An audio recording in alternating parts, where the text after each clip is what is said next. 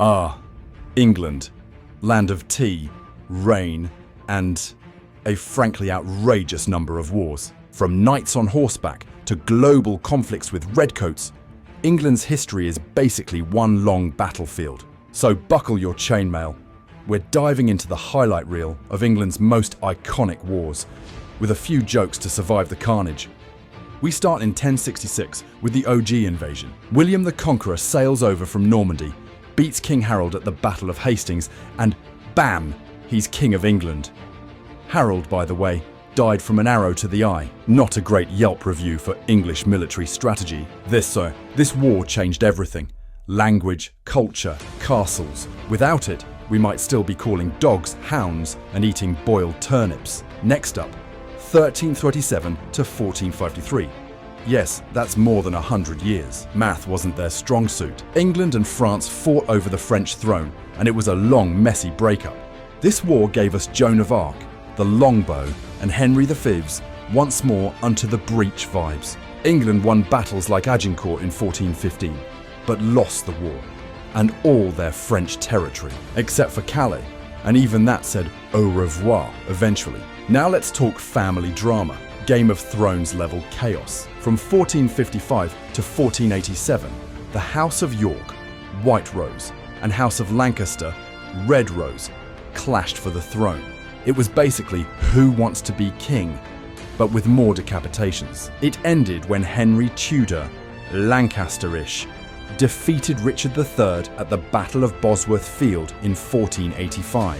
Fun fact, Richard's body was found under a car park in Leicester, not the burial he probably imagined. Fast forward to 1642-1651, and now England's fighting itself. On one side, royalists who loved King Charles V.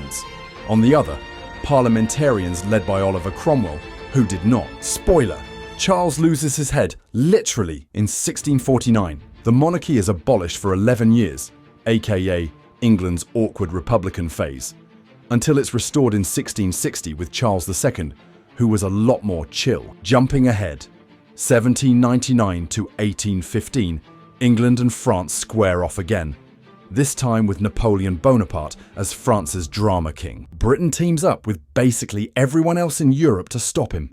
Key win, the Battle of Trafalgar in 1805, where Admiral Nelson defeats the French Navy but dies in the process. And then, in 1815, Waterloo. Napoleon is finally defeated by the Duke of Wellington, who, incidentally, also inspired the Wellington boot. The 20th century? Oh, you know this one. WW2 1914-1918. England enters after Germany invades Belgium. It's trench warfare, poetry, gas masks, and Blackadder if you're lucky. WWII 1939-1945. Britain declares war on Hitler after he invades Poland. Cue the Blitz, Winston Churchill, and a lot of stiff upper lips. England helps win both wars, but at a huge cost.